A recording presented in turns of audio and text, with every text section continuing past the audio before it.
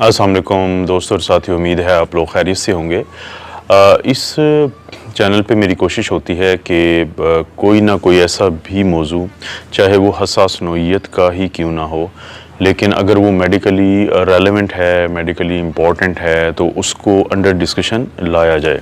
अभी कल जो मैंने वीडियो बनाई थी तो उसमें एक ज़िक्र हुआ था मल्टी पैरिटी का और नली पैरिटी का। यानी मल्टी पैरिटी का मैंने बताया था कि जब लोगों के ज़्यादा बच्चे होते हैं तो उसको हम कहते हैं, कोई ऐसी खातून तो उसको हम कहते हैं मल्टी पैरिटी, और अगर किसी का कोई बच्चा ना हो तो उसको हम कहते हैं नली पैरिटी। तो मुझसे क्वेश्चन पूछा गया कि क्या वजह है कि कुछ लोग जो हैं उनके यहाँ औलाद ज़्यादा होती है और कुछ जो लोग हैं उनके यहाँ औलाद कम होती है। ज़ाहिर है इसमें बहुत सारे फैक्टर्स होते हैं जो इंसान के अपने हाथ में होते हैं और जो फैक्टर होते हैं जो इंसान के अपने हाथ में नहीं होते। जो अपने हाथ में होते हैं उनसे मेरी मुराद है फैमिली प्लानिंग, या जो कपल्स है उनकी आपस की अंडरस्टैंडिंग कि उनको क्या सूट करता है, कि how many kids they want. लेकिन एक होता है कुदरती फैक्टर। इसको जांचने का एक बेहतरीन आला ये है कि अगर आप शहरों और गांव देहातों के डेमोग्राफिक्स को देखें तो आम तौर पे गांव देहातों में बच्चों की जो तादाद है वो बनिस्बत उन कपल्स के जो शहरों में रहते हैं वो ज़्यादा होती है। इसमें बहुत सारे दूसरे अवामिल के साथ साथ जो मेल रिप्रोडक्टिव हेल्थ है, यानी मर्द की वो सेहत जो कि इसमें कार आमद होती है, उसका अमल दखल है, तो उसकी बहुत अहमियत है। तो ये जो वीडियो है आज की, इसमें मैं सिर्फ एक हिस्से को टच करूंगा, और वो हिस्सा ये है कि मर्द की वो क्या खुराक है जो इस चीज़ पे असरअंदाज होती है कि उसके यहाँ बच्चों की तादाद जो है वो कम हो सकती है, ज़्यादा हो सकती है, क्योंकि male reproductive health is very important. So आज का ये जो है ये हसास नौइयत का है, लेकिन क्योंकि मेरा मकसद ये चैनल बनाने का जो हेल्थ से रिलेटेड वो तमाम इश्यूज़ जो आपके डे टू डे लाइफ में बहुत इंपॉर्टेंट हैं, तो उन पे बात करना है। तो उसी चीज़ को सामने रखते हुए मैंने सोचा कि मैं ज़रूर इस सवाल का जवाब देते हुए इस पे बताता हूँ कि वो खुराकें जो खानी चाहिए, जिन पे मेरी कोशिश होगी कि मैं ग्रीन टिक का यानी कि होगी कि मैं ओके करूँगा कि साइंस कहती है कि मर्द को ये खुराक ज़्यादा इस्तेमाल करनी चाहिए, और वो खुराक जो कम इस्तेमाल करनी चाहिए तो उनके ऊपर मैं रेड क्रॉस का निशान ज़ाहिर करूँगा। तो दोस्तों, सबसे पहले हम बात करते हैं कि जैसे हमारा डे टू डे लाइफ में हम खाते हैं मीट यानी गोश्त, हम खाते हैं चिकन, हम खाते हैं फ़िश, हम खाते हैं दालें।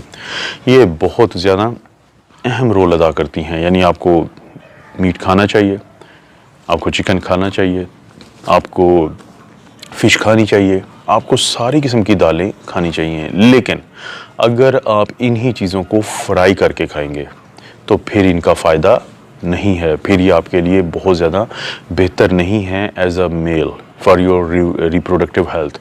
इसी तरह से जैसे लोबिया है, आप खा सकते हैं, ये चीज़ आपके लिए बहुत कारआमद है। लेकिन पुदीने की चाय, पुदीने की चटनी, ये आप अगर ज़्यादा इस्तेमाल करते हैं तो ये आपके फ़ायदे की चीज़ नहीं है। इसी तरह से जो लीमू का इस्तेमाल है वो अगर आप कम रखेंगे तो आपके लिए ये एक अच्छी बात है। लेकिन अगर आप लीमू और इसी तरह से अचार, ये चीज़ें अगर आप ज़्यादा इस्तेमाल करते हैं तो ये आपके फ़ायदे की चीज़ें नहीं हैं। और इसके अलावा जैसे स्प्रिंग रोल्स होते हैं वो कम इस्तेमाल करने चाहिए, हॉट डॉग्स वो कम इस्तेमाल करने चाहिए, सॉसेजेस जो है वो कम इस्तेमाल करने चाहिए। अनार आपके फ़ायदे की चीज़ है और अनार आपको फ़ायदा देगा, तरबूज आपको फ़ायदा देता है, ये आपको ज़्यादा इस्तेमाल करना चाहिए। लोग कुछ कॉफ़ी पीते हैं वो ओके है, और कुछ लोग जो हैं सादा चाय भी पीते हैं तो वो आपके लिए फ़ायदेमंद है। इसी तरह से अगर आप शहद इस्तेमाल करते हैं तो वो आपके सेहत के लिए ठीक है। और कुछ लोग जो हैं वो चॉकलेट खाते हैं, या कोको एक चीज़ होती है जिससे चॉकलेट बनता है, वो और शहद लेते हैं, तो ये भी आपके लिए as a male for your reproductive health ये एक अच्छी चीज़ है।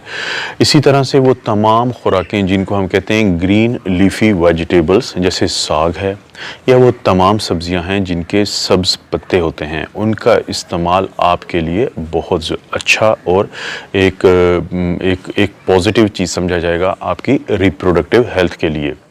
और दोस्तों, अगर एक शख्स मोटापे का शिकार है और एक शख्स स्लिम स्मार्ट है, ये बहुत अहम रोल प्ले करता है। जो मोटापा होता है वो आपके अंदर की जो रिप्रोडक्टिव हेल्थ है उसको मनफी तौर पे मुतासिर करता है।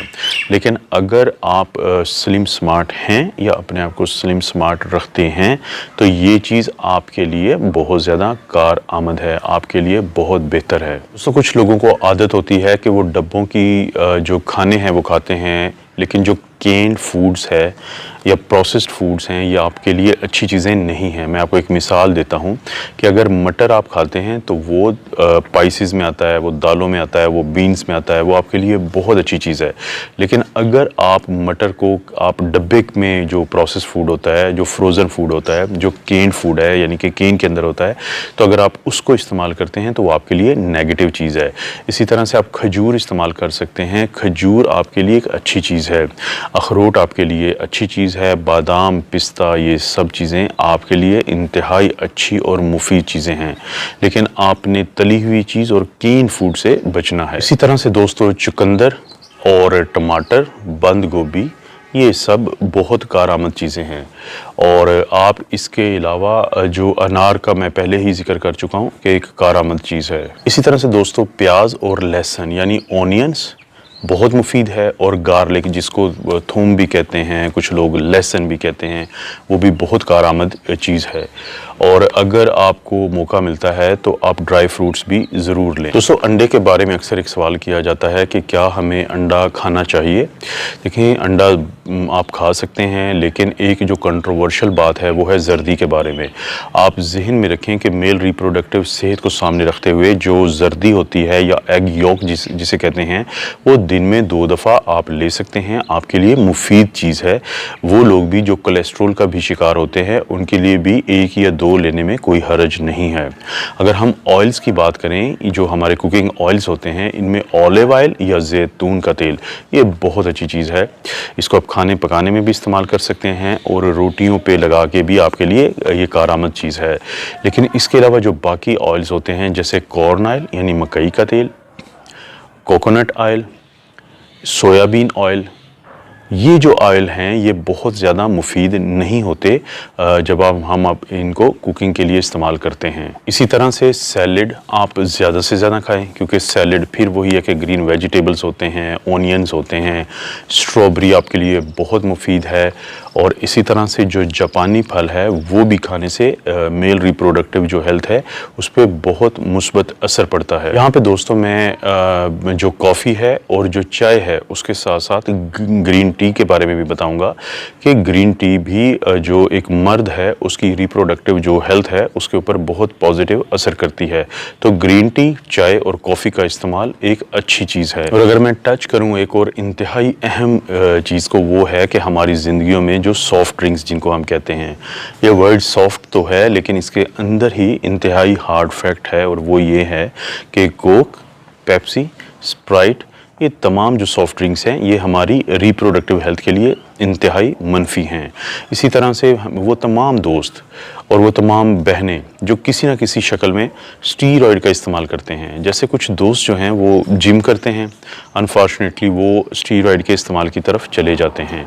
इसी तरह जो बहनें अपनी स्किन केयर के लिए कुछ ऐसी मेडिसिन्स या एप्लीकेंट्स लगाती हैं जिनके अंदर स्टीरॉयड्स होते हैं, तो जो स्टीरॉयड्स होते हैं वो ज़ाहिर है कि ख़वातीन को तो किसी और कॉन्टेक्स्ट में अफेक्ट करेंगे, लेकिन अगर वही क्रीम्स मर्द लगाते हैं और स्टीरॉयड इस्तेमाल करते हैं जिम जाते हुए, तो ये उनकी जो सेहत है उसके लिए एक मनफी चीज़ है। इसी तरह दोस्तों, जो बंद गोभी और शिमला मिर्च है उसको हम मुस्बत जो खुराक है उसमें तस्वर करेंगे, तो ये किसी हद तक मैंने लिस्ट देने की कोशिश की है उन तमाम खुराक की जो मर्दाना रिप्रोडक्टिव जो हेल्थ है उसके ऊपर असरअंदाज होते हैं। तो आप तली हुई चीज़ें कम खाएं, आप कुदरत वाली चीज़ें ज़्यादा खाएं, लेकिन जाहिर है कि अगर आप पुदीना ज़्यादा लेते हैं, लीमू ज़्यादा लेते हैं, अचार ज़्यादा लेते हैं, तो इन चीज़ों को हम नेगेटिव ही समझेंगे। उम्मीद है आपको कुछ अंदाज़ा हुआ होगा कि क्या खाना है एज ए मेल और क्या अवॉइड करना है एज ए मेल।